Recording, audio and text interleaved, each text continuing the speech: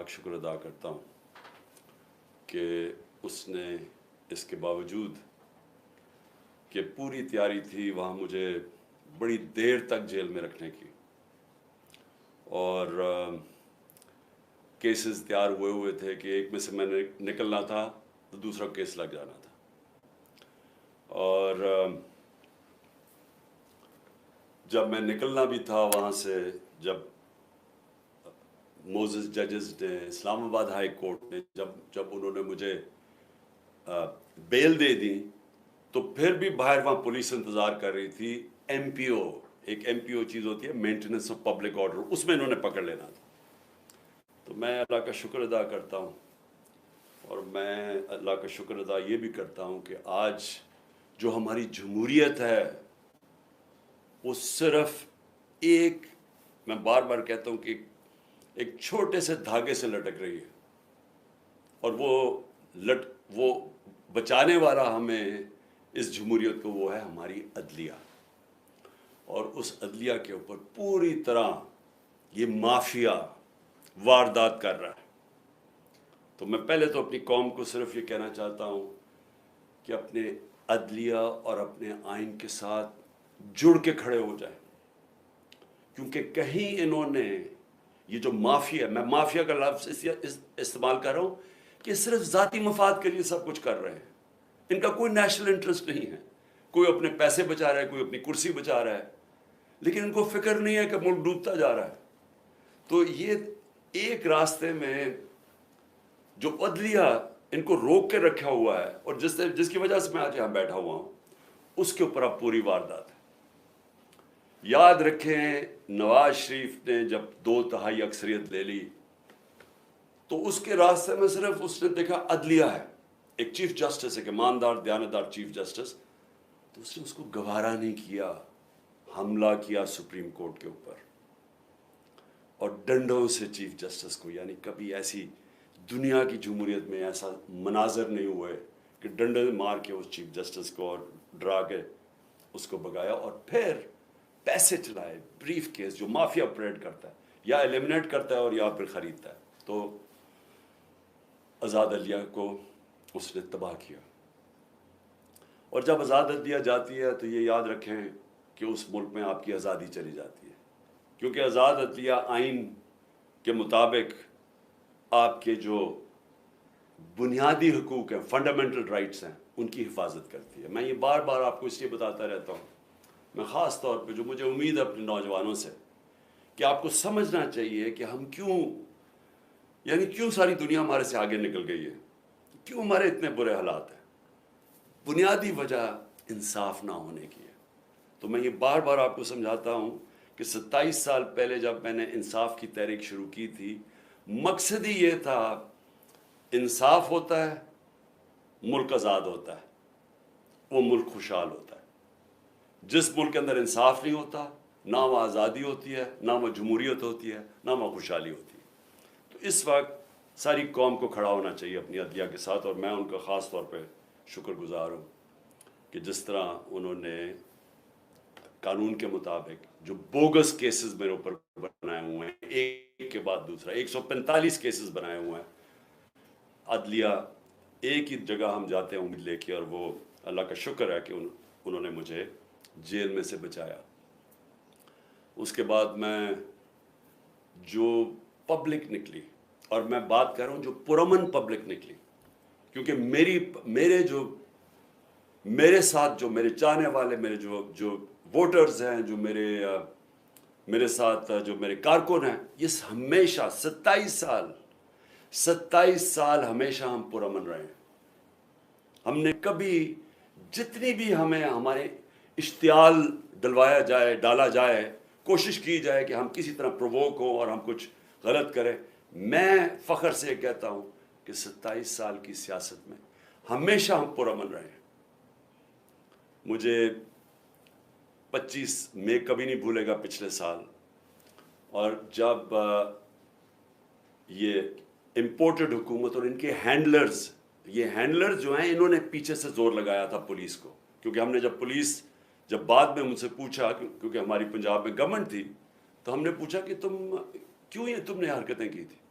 انہوں نے کہا جی پیچھے سے آرڈر تھے، وہ چڑیا گھر سے آرڈر آتے تھے تو وہ ہمیں حکم کرتے تھے۔ میں کہا تم لوگوں کے گھروں میں 3 بجے گھس کے تم نے جو حرکتیں کی، لوگوں کو اٹھایا، جو مارا، نہ چادر نہ چار دیواری نہ عورتوں کی پرواہ کی، تو میں نے ان سے پوچھا کہ کیا آپ کو کوئی شرم نہیں آئی؟ کوئی آپ کا تو کام ہے قانون کے مطابق چلنا۔ کہتے جی نوکری کا سوال ہے، حکم آتا ہے وہاں سے، ماننا پڑتا ہے جو کہ پیچھے سے حکم آتا ہے ہینڈلرز کا۔ تو ہمارے پر ظلم ہوا۔ 26 کو صبح کو میں نے وہاں دھرنا دینا تھا اسلام آباد میں، میں نے دھرنا ختم کیا اسی وقت، کیونکہ مجھے پتا تھا کہ لوگوں کو غصہ تھا اس وقت، جس طرح انہوں نے شیلنگ کی، فیملیز پہ شیلنگ کی، لوگوں کے گھروں میں گھسے، مجھے پتا تھا انتشار کی طرف جانا ہے۔ سب کو پتا ہے کہ میں نے 26 کی صبح کو جیسی میں اسلام آباد ابھی ڈی چوک بھی نہیں پہنچا، میں نے کہا ختم۔ اس کے بعد مجھے گولیاں لگتی ہیں، قتل کرنا، مجھے پتا تھا، پہلے سے پلان بنا ہوا تھا۔ میں کئی دفعہ آپ کو بتا چکا ہوں کون کون اس کے اندر ملوث تھا۔ مجھے سارے جو فنکار، جو اداکار اس کے اندر تھی، مجھے سب کے نام پتا ہے، اوپر سے لے کے نیچے تک۔ جتنے ہم سمجھتے ہیں کہ وہ ایک کا نام جو لیتا ہوں، اس سے بھی اوپر کا بھی مجھے پتا ہے کہ اس نے گو ہیڈ، گرین لائٹ کس نے دی تھی، کون اوپر 2 لوگ تھے جنہوں نے اس کو، اس آدمی کو گرین لائٹ دی تھی، اور پھر ان کے ساتھ وہ جو سویلین ملا ہوا تھا، جو رانا ثناء اللہ اور وہ شہباز شریف۔ مجھے جب گولی لگتی ہے، کیا میں نہیں، ایک قتل اللہ بچاتا ہے مجھے، کیا تب انتشار نہیں ہونا چاہیے تھا؟ تب کیوں نہیں توڑ پھوڑ ہوئی؟ تب کیوں نہیں گراؤ جھلاؤ یہ جو ہوا ہے؟ کچھ نہیں ہوا، کیونکہ یہ میرا فلسفہ نہیں ہے۔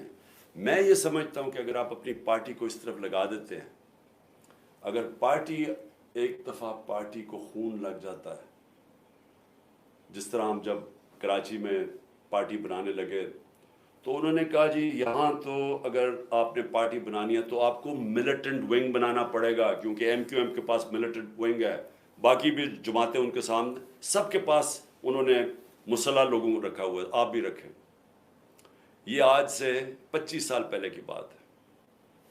میں نے تب ان کو سمجھایا کہ جس وقت آپ اپنی پارٹی میں مسلح لوگوں کو رکھتے ہیں، اس وقت آپ کی پارٹی کی ساری فطرت ہی بدل جاتی ہے۔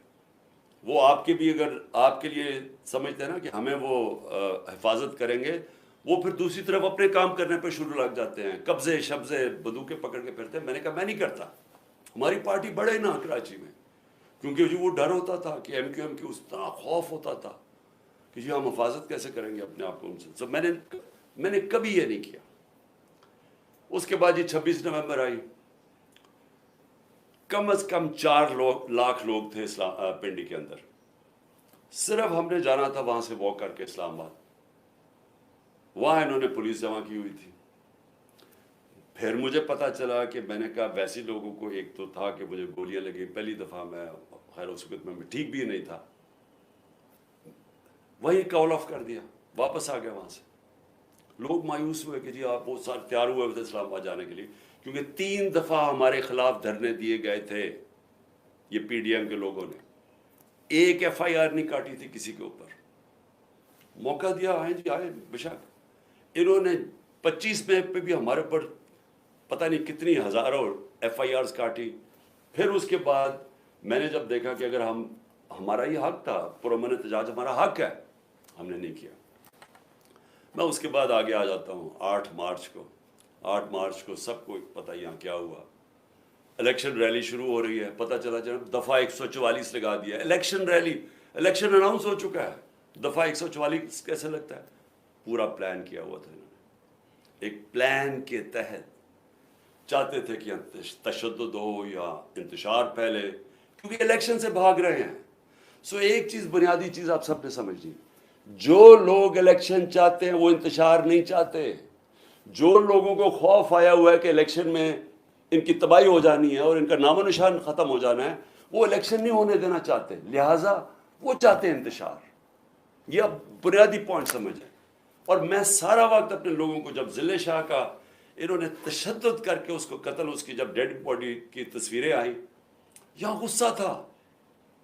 ہم نے اگلے دن پھر ریلی اناؤنس کی، انہوں نے ہمیں اجازت نہیں دی سب نے کہا جی ہم کریں گے ریلی، کینسل کی. اس سے اگلے دن عدالت سے اجازت لے کے پھر ریلی کی، سب قانون کے بیچ میں رہ کے کیا. تو میں اب آتا ہوں جو میرے گھر سے ہوا. پہلے تو یہاں انہوں نے غیر قانونی طور پہ میرے گھر پہ حملہ کر دیا. 24 گھنٹے میرے گھر کے اوپر حملہ کیا انہوں نے. کوئی اس کی تاریخ نہیں ہے پاکستان میں. ہم نے کوئی اس کے بعد آرڈر نہیں کیا کہ جلاؤ، گھراؤ، اٹیک کرو لوگوں کو. 18 تاریخ کو مارچ کو جب میں اسلام آباد جاتا ہوں میجسٹریٹ کے عدالت میں جب وہاں ٹول پلازا اسلام آباد پہنچتا ہوں میرے گھر پہ اٹیک کر دیتے ہیں آرمڈ کار سے، 72 بند گاڑی سے میرا دروازہ توڑتے ہیں. لاہور ہائی کورٹ کے فیصلے کے بغیر، بلکہ لاہور ہائی کورٹ کا فیصلہ ہوتا ہے کہ صرف 2 آدمی آ سکتے ہیں سرچ وارنٹ کے ساتھ. فیصلہ تھا ان کا. 45 لوگ یہاں دروازہ توڑ کے پولیس والے کر کے سب کو گھر لوٹنا، جو چیز ملی چوری کی، تباہ کی، لوگوں کو مارا دھاڑا، ہڈیاں توڑ دی بیچارے لوگوں کو، اٹھا کے لے گئے لوگوں کو. اکیلی بشرا بیگم یہاں تھی. ہم نے پھر بھی آرڈر نہیں کیا. غصہ مجھے بہت تھا. میں یہ آپ کو کہوں کہ مجھے کبھی بھی غصہ آیا ہے کہ خاتون پردہ دار اکیلی گھر میں بیٹھی ہیں اور چاروں طرف آوازیں آ رہی ہیں، اوپر نیچے پولیس کہ وہ مار رہے ہیں، وہ چیخیں ان کی آوازیں آ رہی ہیں، کھڑکی کے باہر لوگوں کو مار رہے ہیں ڈنڈوں سے. اکیلی خاتون، کوئی شرم کوئی غیرت نہیں تھی ان میں. سب سے زیادہ مجھے غصہ تب تھا. مجھے 18 تاریخ کو وہاں قتل کرنے کی کوشش کرتے ہیں اسی دن جوڈیشل کمپلیکس کے اندر. کوئی میں نہیں کہتا کہ جی ہم ملک کے اندر سارے نکل جاؤ باہر اٹیک کرو، کوئی نہیں کہتا.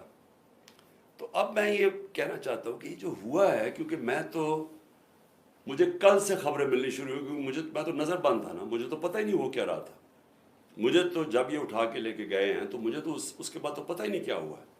تو کل سے آج تک، اب آج بھی دن کو مجھے دیر بھی ہوئی آپ کے پاس آنے کی، کہ میں فیکٹس لے رہا تھا کہ یہ ہوا کیا ہے، کہ ہمارے یہ تو ہم ہیں ہی نہیں. یعنی میں ہمیشہ اپنے لوگوں کو بتاتا ہوں کہ تحریک انصاف پاکستان کی واحد پارٹی ہے جدھر فیملیز آتی ہیں. آپ اٹھا کے دیکھیں ہمارے جلسوں میں بچے اور عورتیں آتی ہیں، فیملیز آتی ہیں. کبھی کسی پارٹی کے پاس آئیے، سیپریٹ عورتوں کا انکلوجر ہوتا ہے، فیملیز کا بھرا ہوا ہوتا ہے، بلکہ وہ سب سے زیادہ بھرا ہوا ہوتا ہے. تو ہم چاہیں گے انتشار. اگر ایک پارٹی کی کال پہ پہلی دفعہ پاکستان کی تاریخ میں اس تعداد کے اندر خواتین نکلتی ہیں تو آپ انتشار چاہیں گے. تو میں نے تم سب کو کہا ہوا ہے کہ ہمیشہ وہ چیز کرو، انتشار سے بچو. ہم نے کبھی انتشار میں نہیں پڑنا. تو جو پھر میں آہستہ آہستہ مجھے اب چیزیں سامنے آ رہی ہیں، تو میں اس لیے آپ کے سامنے تھوڑی مجھے دیر بھی ہوئی. تو پہلے تو میں ذرا بتانا چاہتا ہوں کہ میں نکلنے سے پہلے، جب میں اسلام آباد نکلنے لگا تھا، مجھے پتا تھا انہوں نے کرنا، حالانکہ میرے پر کوئی کیس نہیں تھا، سب بیلز تھی. لیکن یہ اتنے بدنیت اور گھٹیا لوگ ہیں، اور 145 کیسز تھے، سب میں بیلز تھی. مجھے ایک خبر مل گئی کہ انہوں نے مجھے پکڑنا ہے. میں یہ چاہتا ہوں کہ پہلے دیکھ لیں کہ میں نکلنے سے پہلے کیا کہا تھا اور پھر میرے سے ہوا کیا.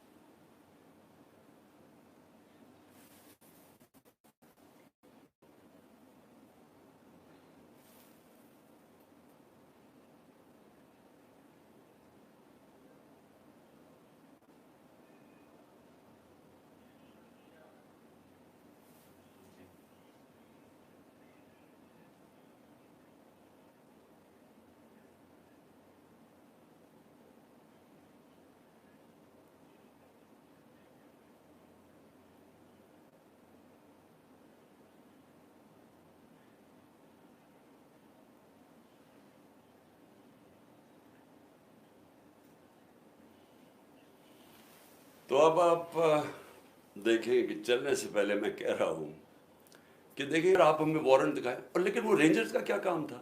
یہ تو پولیس کو آنا چاہیے تھا، فوج کا یہ کام تھا کرنے کے لیے. اور اس کے بعد دروازے توڑ کے لوگوں کو مارا، زخمی کیا انہوں نے، میرے سر پہ مارا انہوں نے، اور اس کے بعد اس طرح لے کے گئے کہ ساری دنیا نے دیکھا کہ ایک پاکستان کی سب سے بڑی پارٹی کا سربراہ، وہ پاکستانی جس کو ساری دنیا اور پاکستان 50 سال سے جانتا ہے، پہلے کرکٹ سے مجھے 20 سال جانتے تھے، جو پاکستان کی تاریخ کا سب سے بڑا خیراتی کام کیے ہیں، جس نے بڑے خیراتی ادارے دنیا میں اور ہوتا ہے، نوبیل پرائز ملتا انہی کے اوپر، 2 بڑے کینسر ہاسپٹل، تیسرا بن رہا ہے، 1 یونیورسٹی، سب خیراتی، اور پھر القادر جس کے اوپر میں بعد میں آتا ہوں، تو اس کو اس طرح پکڑ کے جس نے اپنی ساری 50 سال کا جو پبلک لائف ہے ایک کرمنل کیس نہیں تھا، تو پچھلے چند مہینے کے اندر 145 کیسز کر دیے، دہشت گردی کے، غداری کے، کہ کسی کو ڈرٹی ہیری کہہ دیا، اور سائیکوپیتھ غداری، ملک سے غداری ہو گئی، جو یعنی ایک دن میں 15 کرمنل کیس، بڑا سے بڑا بھی جو ہوتا ہے ڈکیت یا کیا کہیں وہ مجرم، وہ بھی 15 ایک دن میں کیسز، وہ کرمنل کرائمز نہیں کر سکتا۔ اور پھر اس کے بعد یہ ساری دنیا کے سامنے جو انہوں نے مجھے ذلیل کیا، چلے اللہ کے ہاتھ میں ذلت ہے، لیکن اس کا میسج کیا گئی؟ کیا آپ کا خیال ہے کہ پاکستانی قوم یہ سمجھ جائے گی کہ کیونکہ آپ مجھے اس طرح پکڑ کہ میں واقعی کرپشن میں نے کوئی کرپشن کیا ہے؟ اور میں یہاں سب کو بتانا چاہتا ہوں کہ میرے اوپر کیس کیا تھا، یہ ذرا سمجھ جائے کیس کیا تھا۔ میں نے فیصلہ کیا کہ جب میں پرائم منسٹر بنا کہ میں نے اس ملک کے اندر سیرت نبی کو پروموٹ کرنا ہے، کیونکہ ہماری اخلاقیات تباہ ہو چکی ہے، ہماری موریلٹی گر چکی ہے، موریلٹی گری ہوئی ہے تو اس طرح کے چور و چکے سارے ملک کے اوپر بیٹھے ہوئے ہیں، ایک سے ایک بڑا مجرم جرائم پیشہ آدمی آج ملک کے اوپر بیٹھ گیا ہے۔ تو جب آپ کی ملکی اخلاقیات ختم ہوتی ہے، ملک تباہ ہو جاتا ہے۔ میرا القادر یونیورسٹی کا مقصد بنانے کا تھا کیا کہ اس ملک کے اندر ایک نئی لیڈرشپ پیدا ہو، جو کہ سیرت نبی کے اوپر، جو دنیا کی تاریخ کا سب سے عظیم لیڈر تھے، ان کی کوالٹیز آئیں ان کے اندر، کہ وہ کیا ان کے اندر کوالٹیز تھی کہ انہوں نے ساری دنیا کا نقشہ بدل دیا، اور کیوں اللہ حکم کرتا ان کی سنت پہ چلو۔ تو وہ مقصد وہ تھا، اور پھر صوفیزم اور روحانیات کے اوپر، اور اس کے علاوہ ٹیکنالوجی پڑھائی جائے گا، تو یہ مقصد تھا اس کا۔ تو یہ فیصلہ ہوتا ہے دسمبر 2018، یہ ذرا آپ سنتے رہیں۔ ایک سپانسر آتا ہے، وہ کہتا ہے میں بنانے کے لیے تیار ہوں۔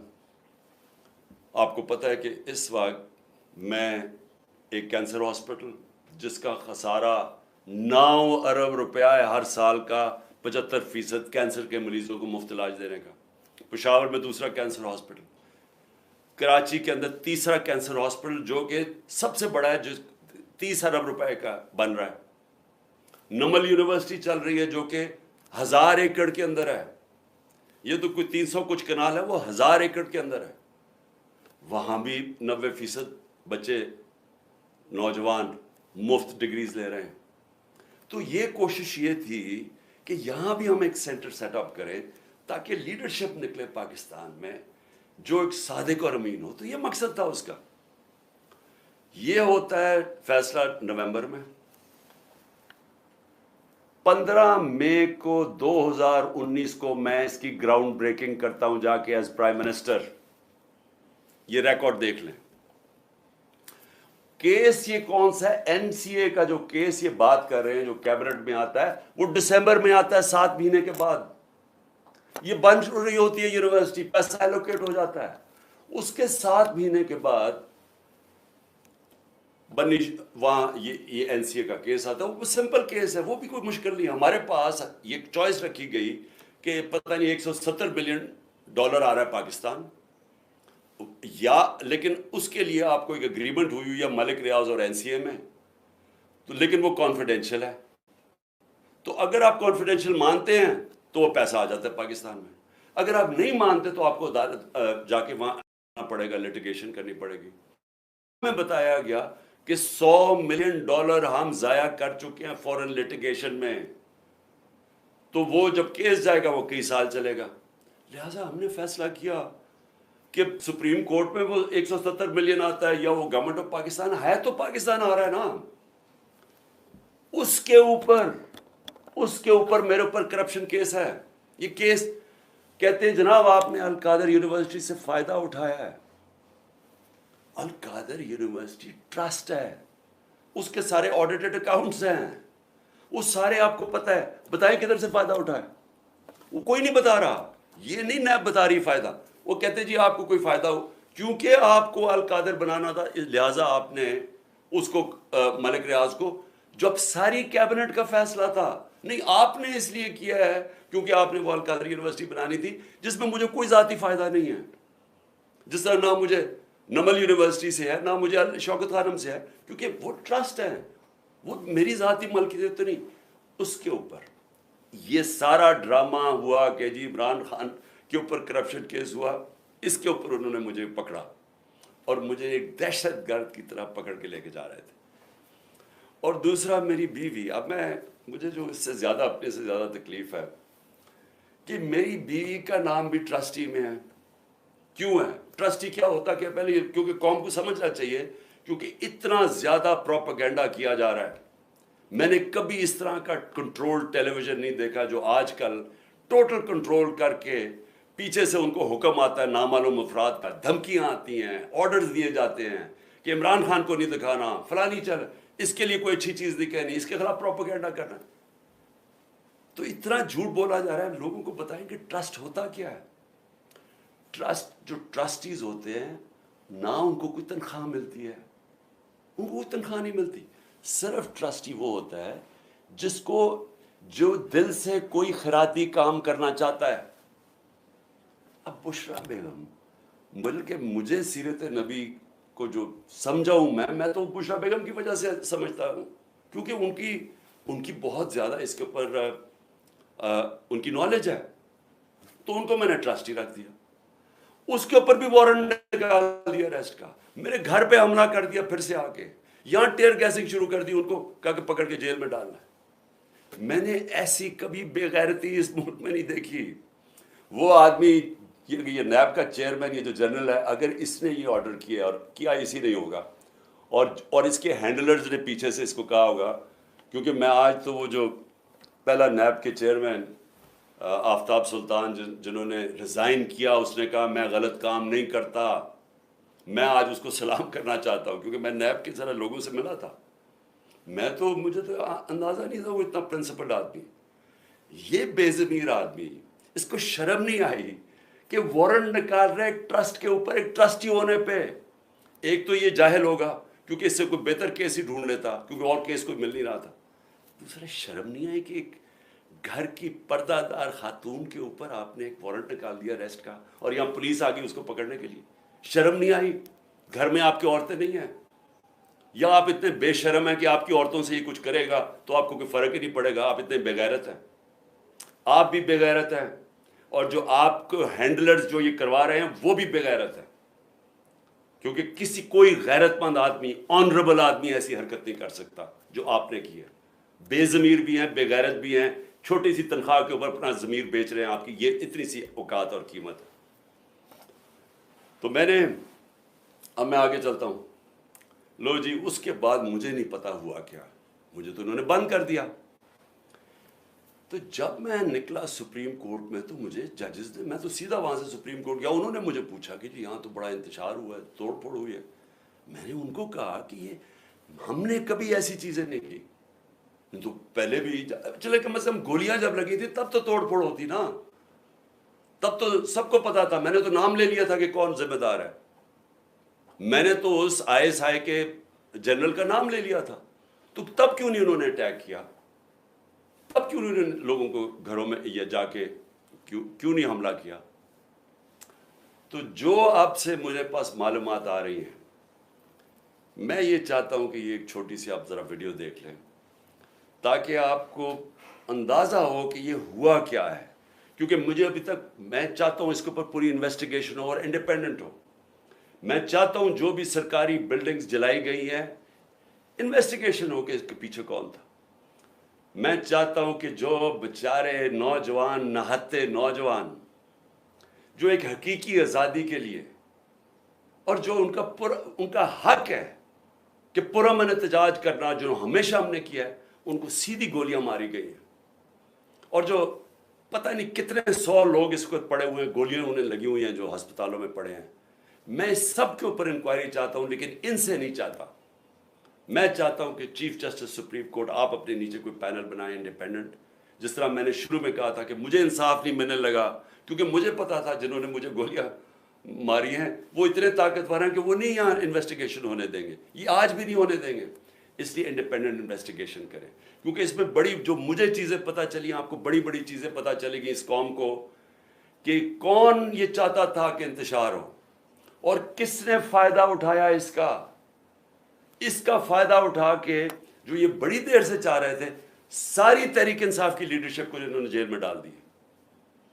अब तक 3,500 वर्कर हमारे पकड़ के जेल में डाल दिए, अभी भी पकड़ रहे हैं वर्कर्स, और सिर्फ मौके का फ़ायदा उठाया इन्होंने। मैं अभी आपको बताऊंगा कि बाकी इन्होंने क्या किया।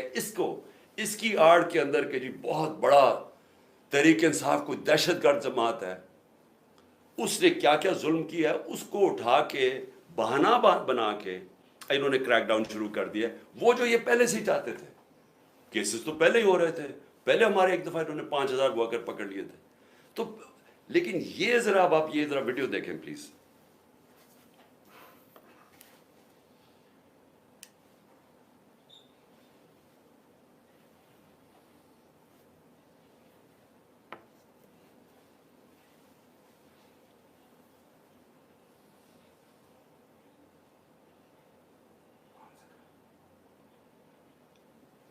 आवाज़ तो है,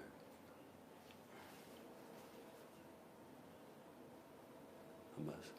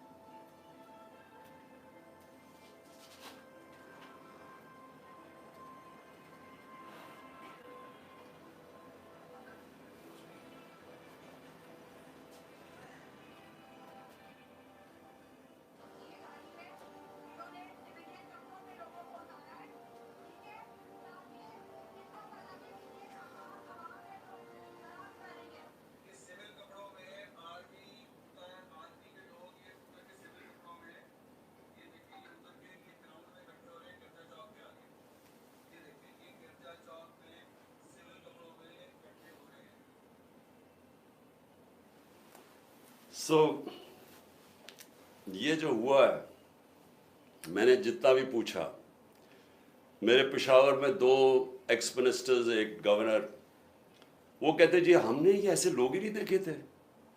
अब जब उन्होंने तोड़ फोड़ शुरू की तो उन्होंने उनको रोकने की कोशिश की, तो शाह फरमान, उससे भी उन्होंने लड़ाई की। दूसरा हमारा शौकत यूसुफ से, जब उसने रोकने की कोशिश की, जो मिनिस्टर था, उसके उन्होंने कपड़े फाड़ दिए। ये कौन लोग थे? हर जगह से खबरें आई। अभी यहाँ से जब हमारी लोग जमा हुए थे इधर लिबर्टी चौक में, उन्होंने कहा कि हम अजीब अजीब लोग देख रहे थे। हाँ, एक तो जनरल पब्लिक है ना, वो तो हमारी आती है, लेकिन ये अजीब किस्म के लोग थे। जब उन्होंने देखा कि वो सारों को इश्तियाल दे रहे थे कि चलो वो उधर चलें, तो उधर फलाने कैंटोनमेंट में चलें, यानी वो लोगों को इश्तियाल दे रहे थे।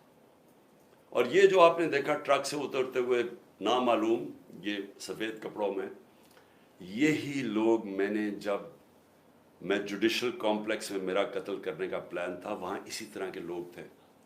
उन्होंने दूसरे कपड़े पहने हुए थे। एक और प्लान इन्होंने किया था मुझे यहाँ कत्ल करने का, तब भी था कि वो हमारे कपड़ों में यहाँ आएंगे और यहाँ से गोली चलाएंगे ताकि हमारे पर ही हो। जो हुआ, अब ये जो गोली चली है, یہ گولی کس نے, یعنی کون ذمہ دار ہے اس کا, کیونکہ ہمارے میں تو کسی نے گولی نہیں چلائی. سو دیکھیں یہ اس کے اوپر انویسٹیگیشن ہونی چاہیے, کیونکہ میں پھر سے کہتا ہوں میں نے کبھی کسی قسم کا انتشار, میں نے کبھی کسی قسم کا وائلنس کی آج تک اپنی پارٹی کو اجازت نہیں دی, کیونکہ ہم وہ پارٹی ہیں جو کہ ہم آئین اور قانون کے بیچ میں الیکشن جیت کے آنا چاہتے ہیں.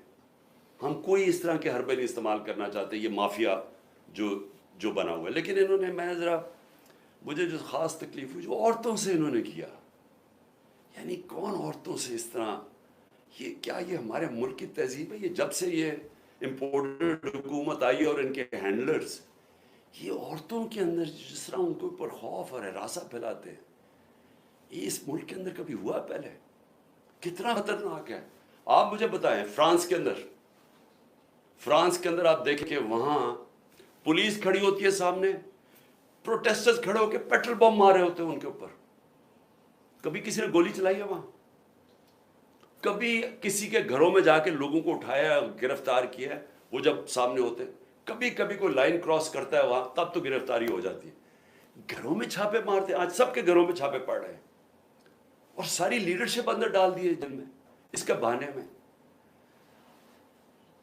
اور پھر مجھے یہ ذرا سمجھائیں کہ ٹی وی کے اوپر کیسے ایک دم میڈیا پہ کلیمپ ڈاؤن ہو گیا. جیسے ہی مجھے گرفتار کیا سارے میڈیا پہ سینسرشپ, صرف ایک سرکاری ورژن چلا جا رہا تھا, اور وہ ہمیں پتہ کدھر سے آ رہا تھا, ہینڈلرز ان کا ورژن چل رہا تھا. چاہے جو بھی چینل ہو جو کہ پہلے ہمیں دکھاتی تھی, سب چینلز ایک ہی چلانے شروع ہو گئے کہ جی شر پسند ہیں پی ٹی آئی ہے, ایک ہی چیز چلنی شروع ہو گئی. ہمیں پتہ ہے کدھر سے فیڈ ہے. ایک تو انہوں میں عقل بھی اتنی نہیں ہے کہ تھوڑی سی عقل استعمال کرو, سب کو ایک ہی فیڈ دے رہے تھے یہ کہ شر پسند ہیں, یہ ہیں, انہوں نے وہ کیا. اور اس کے بعد میڈیا کے اوپر کلیمپ ڈاؤن کے چینلز کے اوپر پڑ گئے.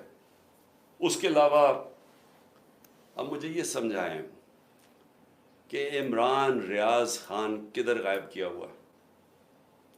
کیا اس کا قصور یہ ہے کہ وہ اس امپورٹڈ حکومت اور اس کی لائن پہ چلتا نہیں ہے؟ کیا اس کا یہ قصور ہے؟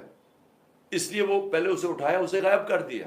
اور مجھے خطرہ ہے, میں سب کے سامنے کہنا چاہتا ہوں, اس کے اوپر تشدد کریں گے, کیونکہ ہمارے کئی لوگوں کے اوپر, اعظم سواتی اور میں کئی لوگوں کو بتاؤں گا, علی امین, ان کے اوپر انہوں نے تشدد کیا.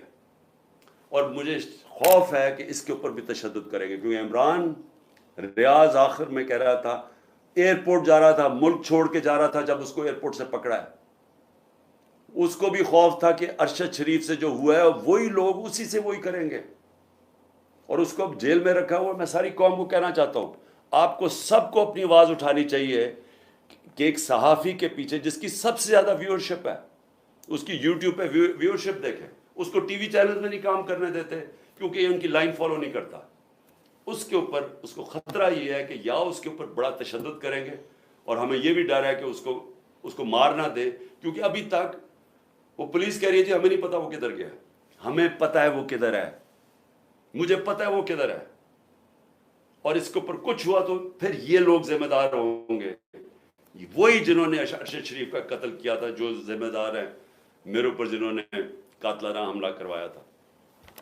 پھر اس کو بھی اٹھا کے لے گئے, اور یا مقبول خان کو, بزرگ آدمی ہے, یعنی ٹھیک ہے وہ اس کی اپنا رائے ہے, اس کی اپنی فالوئنگ ہے, کیونکہ وہ آپ کی آفیشیل لائن کے ساتھ نہیں ہے, کیونکہ وہ بھیڑ بکریوں کی طرح آپ کی لائن پہ نہیں چل رہا, کیونکہ وہ کنٹرول نہیں ہے, اس کو اٹھا کے لے گئے. آفتاب اقبال کو پکڑ کے لے گئے, اس کو ذرا چھوڑ دیا, لیکن اس کو بھی اٹھا کے لے گئے. اس کی تو لائن ہی کچھ اور ہے, لیکن کیونکہ شاید اس نے عمران خان کے لیے کوئی پروگرام کر دیا ہوگا. یعنی یہ ایسی فیشزم,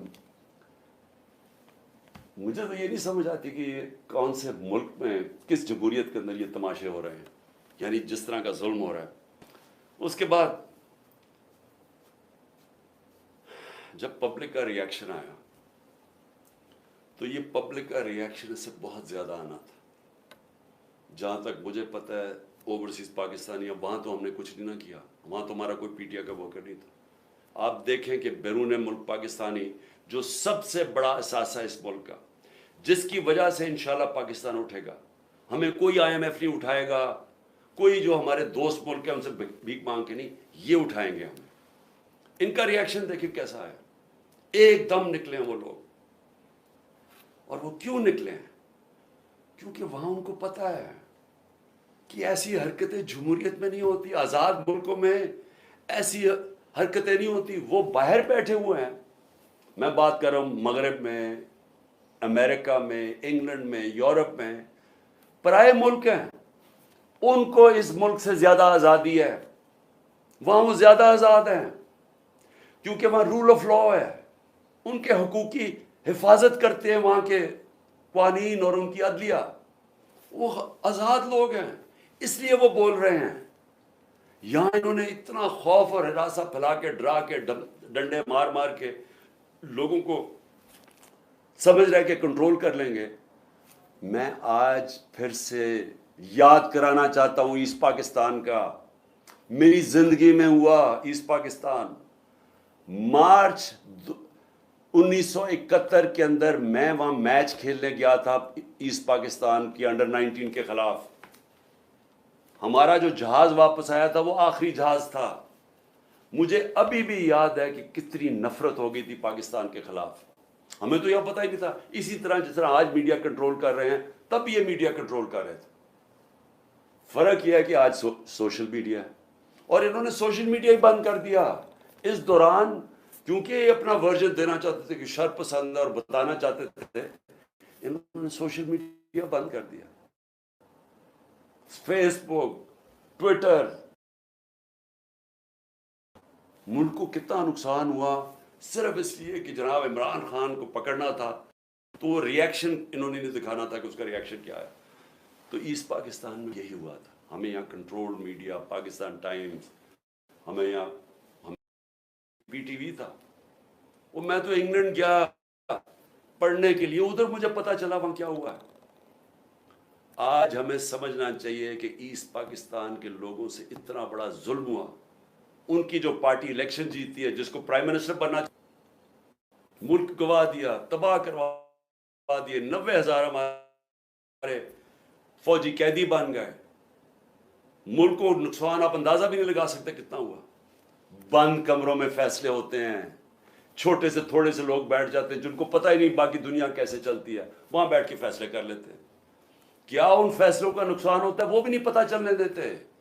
ان کی جب حمود الرحمان رپورٹ لکھی گئی پاکستان میں شائع نہیں ہونے دی. وہ اتنی طاقت تھی ان کی. 25 سال کے بعد ہندوستان میں شائع ہوتی ہے. ملک ایسے نہیں چلتے. اور میں ذرا ISPR صاحب ذرا تھوڑا سا، آپ نے کوئی پیچھے میں جب جیل میں تھا باتیں کی، میں ان کے کوئی جواب دینا چاہتا ہوں آپ کو. دیکھیں آپ نے ایسی باتیں کی کہ سب سے پہلے کہا جی میں دوگلا ہوں، کہ میں ایک طرف کہتا ہوں فوج میری ہے اور دوسری طرف میں اس کی تنقید کرتا ہوں یا جو بھی برا بھلا کہتا ہوں. آپ نے کہا کبھی فوج کو دشمن نے اتنا نقصان نہیں پہنچایا جتنے میں نے پہنچایا. دوسرا آپ نے ریمارک پاس کیا. اور تیسرا آپ نے کہا کہ ہم اب کرش کریں گے ان کو. دیکھیں ISPR صاحب میری ذرا غور سے بات سنیں. آپ جب پیدا بھی نہیں نہ ہوئے تھے تب میں اپنے ملک کو دنیا میں ریپرزینٹ کرتا تھا. میں نے اپنے ملک کا دنیا کے اندر سر اوپر کیا، عزت دلوائی اپنے ملک کو. اٹھا کے دیکھ لیں، آپ بھول گئے ہوں، آپ پیدا نہیں ہوئے ہوں گے، ذرا پتہ چلوا لیں کہ عمران خان نے کیا پاکستان کی دنیا میں عزت اوپر کی یا نیچے کی. اور آپ کو یہ پتہ ہونا چاہیے کہ جب وار آن ٹیرر ہوئی اور جو پاکستان کی مٹی پلیت ہوئی دنیا میں کہ ہمارا کیا جی فوج دوگلی ہے، کیونکہ تب مشرف کا مارشل لا تھا، یہ ہمارے سے جھوٹ بولتی ہے، کرتی کچھ ہے، کہتی کچھ ہے، ڈالرز ہمارے سے لیتی ہے اور دوگلی گیم کھیلتی ہے. ڈبل گیم، دوگلا تب نام استعمال ہوتا تھا. پاکستان کو ورڈ ہی دوگلا استعمال کرتے تھے، ڈبل گیم کا نام کرتے تھے. ذرا انٹرنیشنل میڈیا دیکھیں، کس نے اپنی فوج کو سب سے زیادہ جس کی حفاظت کی؟ کس نے اپنی فوج کے ساتھ انٹرنیشنل میڈیا پہ کھڑا ہوا؟ جب اسامہ بن لادن، جب وہ ایبٹ آباد میں جو وہ حادثہ ہوا، آپ کو پتہ ہے بیرون ملک پاکستانیوں کے اوپر جو گزری آپ اندازہ نہیں لگا سکتے. انہوں نے کہا ہمارے سے پیسے لے رہے ہیں اور اسی کو اپنے اکیڈمی کے پاس ایبٹ آباد میں پالا ہوا ہے. جو ہمیں ذلت ملی تب کون بولا آپ کے لیے؟ یا تو کوئی سانپ سونگ گیا تھا، یا تو آرمی چیف کے منہ سے چون ہی نکل رہی تھی، یا تو کوئی بولتا ہی نہیں تھا. نہ پرائم منسٹر تھا وہ گیلانی تھا، نہ زرداری. 4-5 دن سناٹا چھایا ہوا تھا. وہ آ کے مار کے چلے گئے. ہمارے ملک میں دنیا میں ذلیل ہوئے ہم. میں بولا تھا، میں ساری جگہ اپنی فوج کو ڈیفینڈ کیا ہے. میرے 3.5 سال میں دیکھیں کہ پاکستان فوج کا امیج اوپر تھا یا نیچے تھا. ذرا اٹھا کے دیکھیں، آپ کے سامنے ہے وہ. کیا فوج کا امیج اوپر گیا یا نیچے گیا؟ فوج کو لوگ پسند کرتے تھے. جب ایک آرمی چیف نے میری کمر میں تو چاقو مارا، لیکن بدنام ترین مجرموں کو آ کے اوپر بٹھا دیا، تو کیا میری وجہ سے فوج کو برا بھلا کہا گیا یا اس آدمی کی وجہ سے؟ کیا لوگ چونٹیاں ہیں؟ کیا لوگوں میں عقل نہیں ہے؟ کیا لوگ بیوقوف ہیں کہ جدھر آپ لگائیں گے ادھر لگ جائیں گے؟ کیا لوگ 30 سال سے ان لوگوں کو نہیں جانتے تھے؟ اسی فوج نے، میں نے اپنے کانوں سے سنا ہوا ہے، جب مجھے ISI نے بریفنگ دیا کہ انہوں نے کتنا، اب سے نہیں 25 سال سے میں سن رہا ہوں کہ کتنا پیسہ انہوں نے چوری کر کے ملک سے باہر لے کے گئے ہیں. کہ جی اب چائنا سے واپس آئے تو یا زرداری نے یہ ڈیل کی ہے تو فلانی پراپرٹیز. ہمیں جو انہوں نے پراپرٹیز دکھائی ہیں وہ اس سے اربوں ڈالرز کے اندر پراپرٹیز ہیں. اور ایک دم کہہ رہے ہیں کہ اب جناب فیصلہ ایک آرمی چیف نے کیا ہے تو بھیڑے سراب ادھر چلے جائیں اور اس کو کہہ کہ جی بڑا اب بہت اچھا کیا اور اب عمران خان برا یہ اچھا ہے. لوگوں نے نہیں تسلیم کیا. میں نے نہیں برا بھلا کہا فوج کو. جو آرمی چیف کے ایکشنز تھے اس نے اس کی ہماری فوج کو برا کیا ہے. اس کی وجہ سے ہوا، میری وجہ سے نہیں ہوا. اور یہ کہنا کہ یہ قوم ایکسیپٹ کر جائے ان لوگوں کو، کس نے میمو گیٹ کیا تھا؟ کیا حقانی نے جا کے امریکنوں کو نہیں کہا تھا جو کیس لگا تھا سپریم کورٹ میں کہ مجھے، انہوں نے کہا زرداری کہہ رہا ہے کہ مجھے میری فوج سے بچا لو، امریکنوں کو کہہ رہا ہے. کیا جب نواز شریف جا کے چھپ کے ملاقات کر رہے کہ جی میری فوج کو نہ پتہ چل جائے، اور اسے وہ جو ڈان لیگز میں جب وہ کہتا ہے ڈان لیگز کہ جی دہشت گردی انڈورس کر رہا ہے ہندوستان کو اوپینین کہ فوج دہشت گردی کر رہی ہے، آپ ان لوگوں کو اوپر بٹھا دیں اور ہمیں کہیں کہ ہم ان ساروں کو تسلیم کر لیں. اور ہم اگر پروٹیسٹ کریں تو ہمیں جیلوں میں ڈال دیں. ہم پروٹیسٹ کریں ہمارے اوپر FIR کاٹ دیں. ہم کچھ کریں آپ اینٹی اسٹیٹ ہمیں قرار دے دیں. لیکن آپ سب کچھ ٹھیک کر رہے ہیں. مجھے گولیاں لگی ہیں، مجھے پتہ ہے کس نے کون ذمہ دار ہے. مجھے ایکس پرائم منسٹر جو سب سے بڑی پارٹی کا ہیڈ، مجھے یہ حق نہیں ملا کہ میں اپنی FIR کٹوا سکوں. ISPR فرمان دے رہے ہیں کہ ہمارا تو بے بنیاد الزام لگایا گیا ہے. بھی آپ ہیں کون کہنے والے؟ یہ کس نے آپ کو رائٹ دیا ہے؟ ملک کا آئین یہ کہتا ہے کہ جس کے اوپر وقت ہوتی ہے اس کا رائٹ ہوتا ہے FIR کٹوانا. تفتیش ہو، پھر وہ بے بنیاد بے قصور ثابت ہو جائے، بسم اللہ. لیکن آپ تو بیٹھ کے فرعون کی طرح فرمان پاس کر رہے ہیں کہ جی وہ تو ہمارا، میں نے تو غلط الزام. اور یہ کہنا کہ عمران خان جھوٹ بول رہا ہے، آپ کو شرم آنی چاہیے ایسی باتیں کرتے ہوئے. عمران خان کو 50 سال یہ قوم جانتی ہے. اس قوم کی تاریخ میں اگر کسی ایک آدمی کو اس قوم نے سب سے زیادہ پیسہ دیا ہے، جو سب سے زیادہ خیراتی کام، وہ عمران خان کر رہا ہے. اور وہ کیوں دیتے ہیں؟ کیونکہ ان کو پتہ ہے کہ وہ دیانتدار آدمی ہے، وہ چوری نہیں کرتا پیسے، وہ سچ بولتا ہے. عدالت کے اندر جب میرا کیس لگا فلیٹ کا، عدالت نے، سپریم کورٹ نے کہا صادق اور امین ہے. آپ کو کس نے اجازت دی ہے کہ یہ کہنا جی جھوٹ بول رہا ہے یا دوگلا ہے؟ آپ کو شرم آنی چاہیے. کبھی ISPR نے اس طرح کی باتیں نہیں کی. آپ تو کود کے آگے پالیٹکس میں، آپ پارٹی بنا لیں اپنی. اور میں اس کے علاوہ میں آخر میں کہ میں اپنے آپ کو کنٹرول کر رہا ہوں کیونکہ مجھے بڑا غصہ ہے اس چیز کے اوپر کہ اس طرح کے الزام لگانے اور آپ کو پتہ ہی نہیں آپ بات کیا کر رہے ہیں اور اس آدمی پہ لگا رہے ہیں جس کو ہمیشہ وہ چاہتا ہے کہ اس کی فوج مضبوط ہو. اور میں آپ کو یہ بتاؤں میں ڈرامے نہیں کر رہا کیونکہ میرے پیسے ملک سے باہر نہیں پڑے ہوئے. میری کچھ میں نے بھاگ کے میرے اوپر 145 کیسز سے ملک چھوڑ کے باہر نہیں بھاگا. میں نے یہ نہیں کہا کہ مجھے ای سی ایل پہ نہ ڈالنا. میں ڈالو مجھے ای سی ایل پہ, میں جانا ہی نہیں چاہتا ملک سے باہر.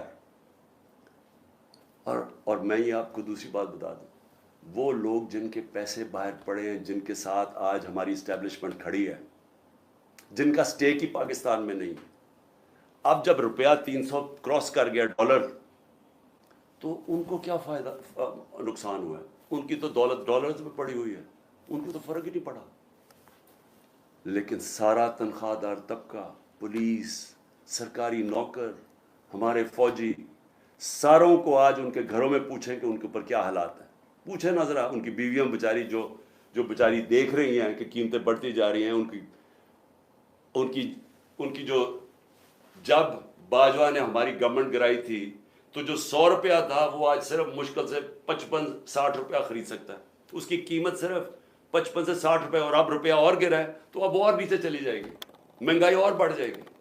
کون ذمہ دار ہے اس کا؟ عمران خان ذمہ دار نہیں ہے. آج جس آدمی نے سازش کر کے گرایا وہ ذمہ دار ہے. اور اگر آپ میں برداشت ہو تنقید کی, کیونکہ تنقید سے اصلاحات ہو, معاشرے سے, ادارے سے, ایک انسان, آپ تنقید ختم کر دیں وہ مر جاتا ہے. سوویت یونین کیوں ٹوٹی؟ کیونکہ وہاں تنقید ختم تھی. وہاں بھی اسی طرح کے جس طرح آپ آج کل حرکتیں کر رہے ہیں کہ جو منہ کھولتا ہے اس کے اوپر پڑ جاتے ہیں, وہاں بھی یہی ہو رہا ہے, ہو رہا تھا, وہ ٹوٹ گیا. جو بھی معاشرہ آگے بڑھتا ہے اس کے اندر تنقید کی اجازت ہوتی ہے. ہم اپنے بچوں کی تنقید کرتے ہیں. یہ میں دوگلا نہیں ہوں. اگر میں اپنے بچوں کی تنقید, میں ان سے پیار کرتا ہوں, اپنے بچوں سے ان کی اصلاحات کے لیے تنقید کرتا ہوں. یہ کوئی فرعونیت ہی نہیں ہے کہ آپ ہماری ضرورت نہیں, ہم کوئی آپ کی کمی ہے کہ ہم تنقید نہیں کر سکتے, کہ ہم تنقید کریں گے تو جناب ہم اینٹی اسٹیٹ ہو گئے, غداری کا پرچہ ہو گیا. اور دیکھیں ہو کیا رہا ہے. یہ جو ہوا ہے, کان کھولیں اپنے اور آنکھیں کھولیں, یہ ملک کدھر جا رہا ہے, جس طرف جا رہا ہے. اس وقت ہے آپ کا کہ اندر سے اصلاحات ہو. یہ ڈنڈے مار کے اور یہ ہمیں ساروں پکڑ دکڑ سے کچھ نہیں ہونے لگا, کیونکہ اسی طرح کا کریک ڈاؤن ایسٹ پاکستان میں بھی تھا, کچھ نہیں ہوا. کوئی بھی ایک پولیٹیکل پارٹی کو ڈنڈے مار کے اور جیلوں میں ڈال کے نہیں ختم کر سکتا. میری اگر آپ کی سنی تو نہیں آپ نے, لیکن میرے خیال میں کہ آپ کو اس وقت آپس میں ایک بڑا سرکل رکھنا چاہیے, چھوٹے سے بند کمروں سے باہر نکلنا چاہیے اور دیکھنا چاہیے کہ ملک تیزی سے جو تباہی کی طرف جا رہا ہے اس کو ہم کیسے بچا سکتے ہیں. میری تجویزیں آپ سن لیں, میں اپنی قوم کے لیے قوم سے بات کر رہا ہوں. دیکھیں, سب سے پہلے تو قوم نے اب فیصلہ کر لیا, ہم یہ غلامی قبول نہیں کرتے. جو قوم نکلی ہے, میں ان شر پسند کی نہیں بات کر رہا جو میرے خیال میں جان کے اندر ڈالے گئے ہیں, اور انشاءاللہ یہ ہوگی جب بھی تحقیقات تو یہ سامنے آ جائے گا. کیونکہ یا تو ہماری تاریخ ہوتی نا کہ ہم یہ اس طرح کے گولیاں چلا رہے ہوتے یا کچھ کر رہے ہوتے, جلا گھراؤ کر رہے ہوتے, تو اس کی تو 27 سال میں تاریخ ہونی چاہیے تھی. یہ ایک دم کیا ہوا ہے؟ اور اگر میں جیل میں نہ ہوتا تو میں ایک دم ایکشن لیتا اس کے اوپر. مجھے اندر بند کر دیا, 4 دن کے بعد کہتے ہیں میرے اوپر ہی پرچے کر دیے کہ جناب عمران خان کے کہنے کے اوپر سب کچھ ہوا. تو پہلے کیوں نہیں ہوا عمران خان کے کہنے پہ؟ تو میں اپنی قوم کو کہنا چاہتا ہوں کہ دیکھیں میرے پاکستانیوں,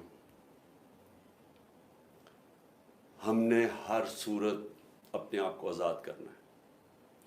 یہ جو غلامی کی زندگی ہے یہ کوئی زندگی نہیں ہے. یہ جس زندگی کے اندر آپ کی کوئی عزت ہی نہیں ہے, آپ کے کوئی حقوق ہی نہیں ہے. طاقتور جو مرضی چاہے کر سکتا ہے, ظلم ہمارے پہ کرتا ہے, کیسز ہی ہمارے پہ کر دیتا ہے. اب سارے کیسز ہمارے پہ ہو گئے.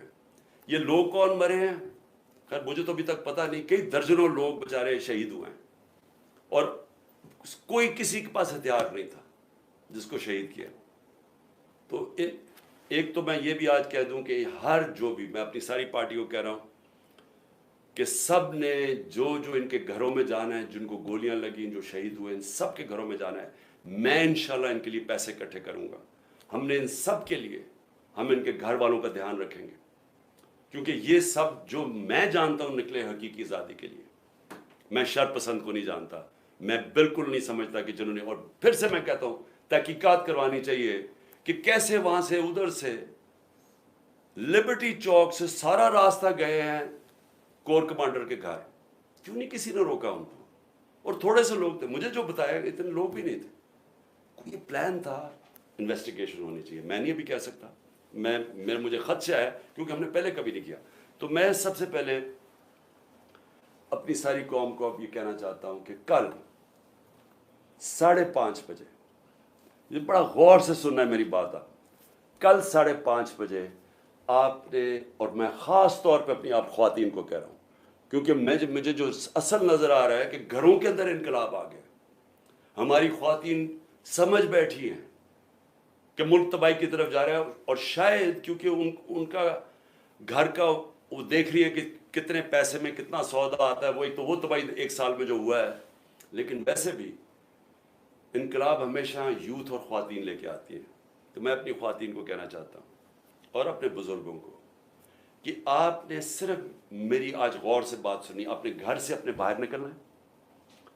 آپ کی گلی کے آخر میں یا آپ کی گاؤں یا گلی کے آخر میں آپ نے صرف نکل کے ایک اپنے ہاتھ سے لکھ کے ایک پلے کارڈ جس میں ہونا چاہیے حقیقی آزادی، اوپر حقیقی آزادی، اور نیچے آئین بچاؤ پاکستان بچاؤ. کیونکہ آئین ہوتا ہے تو اگر آئین ہوگا تو ملک بھی ہوگا اور آزادی بھی ہوگی. تو یہ آپ نے صرف حقیقی آزادی، آئین بچاؤ پاکستان بچاؤ ایک پلے کارڈ پہ رکھے. آپ نے صرف اپنی گلی سے نکل کے کھڑے ہو جانا ہے 1 گھنٹے کے لیے، میرے لیے، اپنے ملک کے لیے. 5:30 سے 6:30 تک آپ نے نکلنا ہے کل.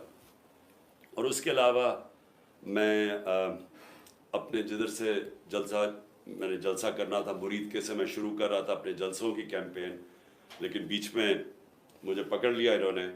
تو میں بدھ سے پھر پچھلے مرید کے سے شروع کروں گا، اور اس کے بعد میں اپنے اگلے جلسوں کی کیمپین اناؤنس کروں گا. تو میرے پاکستانیوں، آزادی کبھی بھی آسانی سے نہیں ملتی. آزادی چھیننی پڑتی ہے، قربانیاں دینی پڑتی ہیں. یہ ہے آزادی کی ہماری جد و جہد، یہ جہاد ہے. میں یہ چاہتا ہوں کہ ایک تو آپ نے کل بہت ضروری نکلنا ہے، بتانا ہے کہ زندہ قوم ہے، ہم آزادی چاہتے ہیں. صرف اپنی گلی سے باہر، اپنے گاؤں سے جدھر بھی ہیں، نکل کے جمع ہو کے اکٹھے کھڑے ہو کے پلے کارڈز پہ کہنا ہے حقیقی آزادی، آئین بچاؤ ملک بچاؤ. دوسری چیز کہ میں یہ اب چاہتا ہوں ساروں سے، سب کو، اب میں سب کو کہہ رہا ہوں، میں سب سے پہلے اپنے پولیس والوں کو کہہ رہا ہوں کہ دیکھیں آگے سے جو پولیس کے افسران ہیں، ان کو جب پیغام آتا ہے نا، وہ جی چڑیا گھر سے یا پارا سے پلان آ گیا کہ جی آپ نے یہ، تھوڑا سا ذرا خوف خدا اپنے اندر پیدا کریں. رزق اللہ کے ہاتھ میں، زندگی موت اللہ کے ہاتھ میں، عزت ذلت اللہ کے ہاتھ میں. انسان آپ کو کچھ نہیں دے سکتا. جب یہ آپ کو ناجائز کام کے لیے ہینڈلرز کال کرتے ہیں، ان کو کہیں میں نہیں کروں گا. اللہ، لا الہ الا اللہ، کوئی خدا نہیں ہے اس کے علاوہ. یہ ہینڈلرز کوئی خدا نہیں ہے. یہ ڈرا کے دھمکا کے جو آپ سے کام کرو، کہ میں نہیں کرتا. میں اپنے ججز اور خاص طور پہ آج سلام کرتا ہوں اپنی جوڈیشری کو کہ ہمیں سب امید ادھر سی ہے. مجھے پتا ہے ججز کے اوپر کتنا پریشر ڈال یہ ہینڈلرز، نامعلوم نمبر سے ٹیلی فون یا کوئی فائل پکڑا دیجیے کہ ٹیپ کوئی رکھ لیا، یہ کچھ کر دیا. ساری میں جوڈیشری سے کہتا ہوں اس ملک کی خاطر، اپنے بچوں کے مستقبل کی خاطر، ان کو کہیں ہم کون سی قانون کے مطابق آپ مجھے کال کر رہے ہیں؟ کس نے آپ کو یہ اجازت دی ہے کہ مجھے کال کر کے کہیں گے جی ایسا فیصلہ کرنا اور ویسا فیصلہ کرنا؟ یہ وقت آ گیا، دیکھیں آزادی کا وقت آ گیا. اب کہیں میں نہیں کرتا. میں صحافیوں کو کہتا ہوں، جس طرح عمران ریاض اور جو مرضی کہیں، وہ اپنی ضمیر کے مطابق فیصلے کرتے ہیں، اس لیے تو لوگ ان کو دیکھتے ہیں۔ میں باقی صحافیوں کو بھی کہتا ہوں کہ جو بھی یہ کون لوگ ہیں جو آپ کو حکم، کس قانون کے تحت، کس آئین کے تحت آپ کو حکم کر رہے ہیں کہ جی یہ فلانا کرو تو اس کو اچھا کرو، اس کو برا کرو؟ اپنے ضمیر کی آواز سنیں۔ یہ سارے آزاد معاشروں میں ایسے ہوتا ہے۔ کسی آزاد معاشرے میں کوئی آپ کو ٹیلی فون کر کے حکم نہیں کرتا کہ آج اس ٹی وی چینل پہ عمران خان کو نہ دکھاؤ، کیونکہ باہر کی چینلز تو ویورشپ پہ دیکھتی ہیں۔ اگر عمران خان کی زیادہ ویورشپ ہے وہ دکھائیں گے، اگر نہیں ہے وہ نہیں دکھائیں گے۔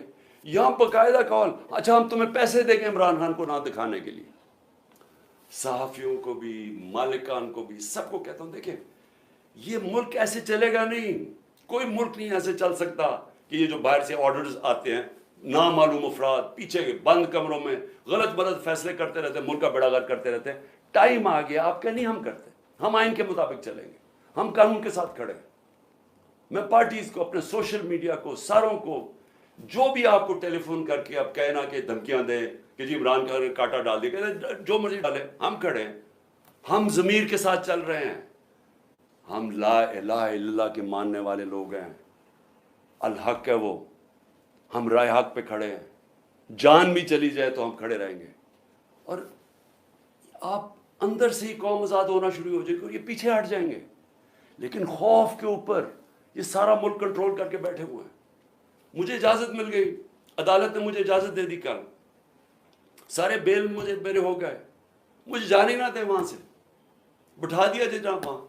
1 گھنٹہ ہو گیا، 2 گھنٹے ہو گئے، 3 گھنٹے ہو گئے، میں بیٹھا ہوں، پتہ چلا جناب نامعلوم افراد نے بھی اجازت نہیں دی، کیونکہ ان کو نہیں یہ سمجھ آ رہی ہے کیسے ہو گیا۔ چلو جی میں وہاں بیٹھا ہوں۔